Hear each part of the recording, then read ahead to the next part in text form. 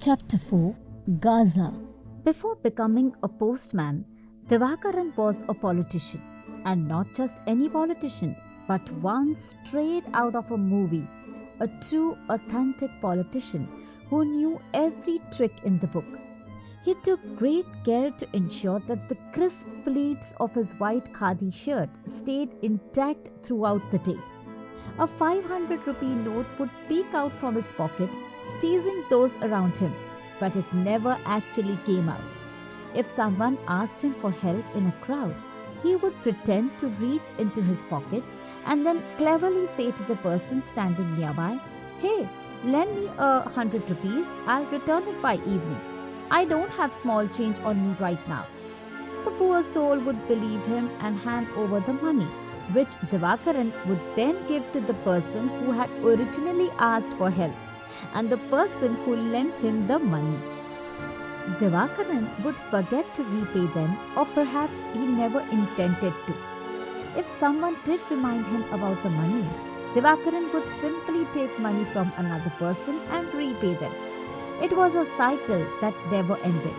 But most people valued their relationship with Divakaran more than the 100 rupees they'd lent him. So no one minded giving him money. He was a regular guest at every public event in the village, and more importantly, he was always at the forefront when it came to collecting donations for important village causes.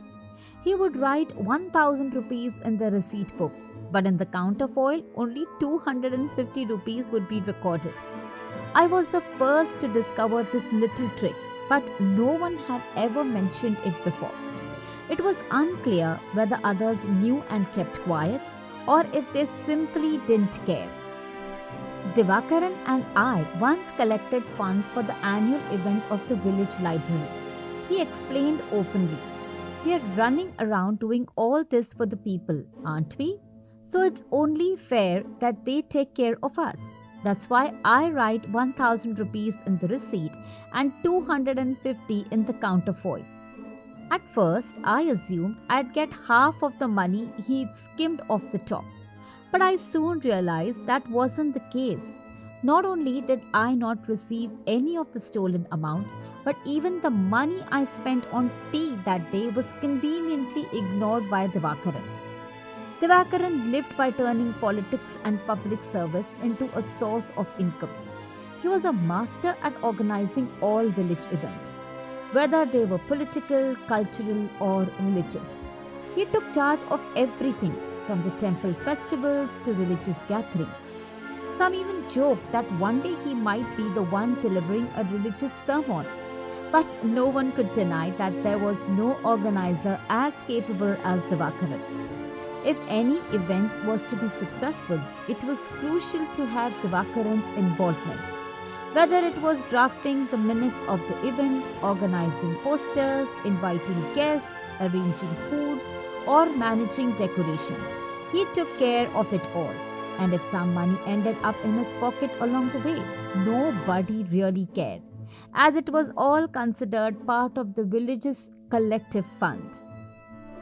Now, someone might ask, which political party did Divakaran belong to? Please don't ask. In the village, every political party believed Divakaran was one of their own. No one had ever checked his membership card. You could say he was a Congress worker with a communist mind who was loyal to the BJP while being a socialist leader. Divakaran had connections in every political party. And that was precisely why he was often the mediator who reconciled groups that were constantly at odds, such as the families from the east and west of the village. He worked to maintain religious harmony, organized the Nabi Day rally schedule for the two Sunni factions, and mediated disputes. Divakaran was always there when the village needed him. But our story truly begins after Divakaran became a postman. Not immediately after, but about 10 or 11 years later. By the time Divakaran had taken on the job of postman, he had become a local leader with district level influence. He was often invited to speak at various events, and it's said that he had dined with state leaders. So, when he decided to give all that up for a modest salary as an ED, extra departmental postman, everyone was surprised. Some said internal party politics forced him to make that decision. But we, the villagers, weren't particularly interested in the reason. It was Divakaran's decision and no one questioned it. Divakaran's work as a postman was almost like a repeat of his political life. His job allowed him to move freely through every household in the village. No family event occurred without his involvement, especially among elderly women, wives of Gulf workers, and widows, wherever help was needed. Divakaran was there, ensuring that his services were always in demand.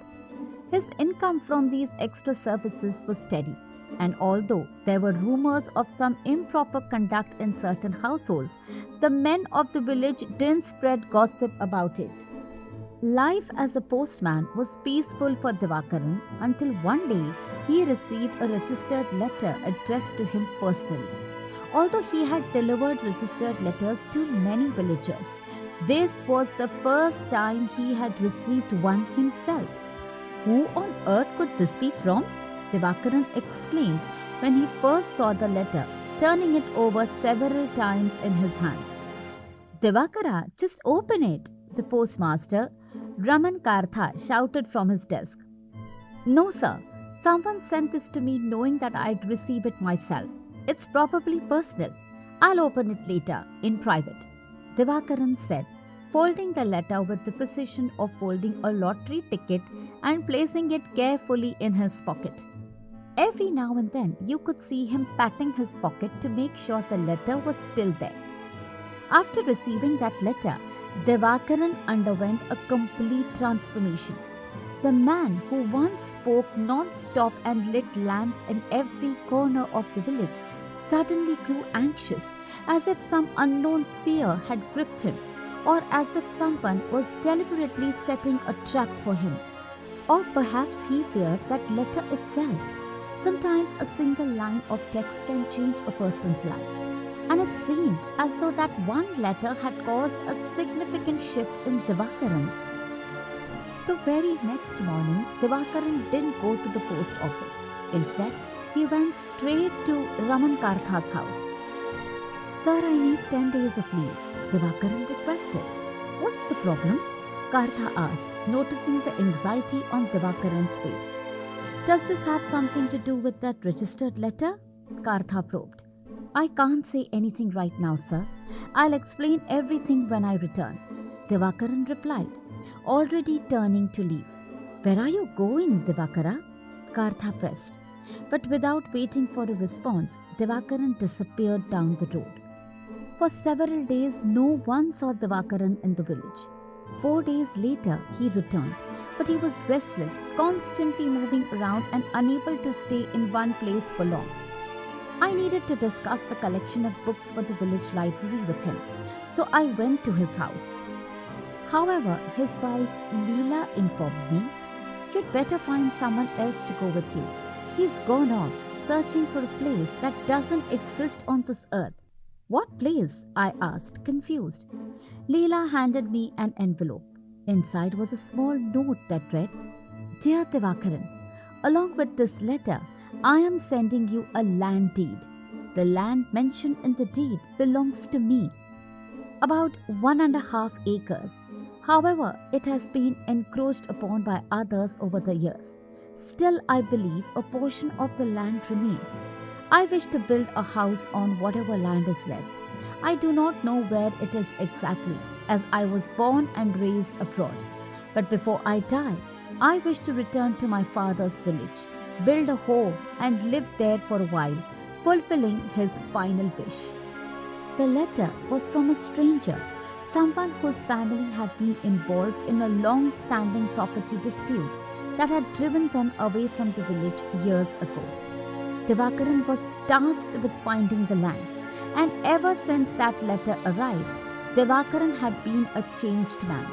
He was no longer the confident politician or the village's beloved postman.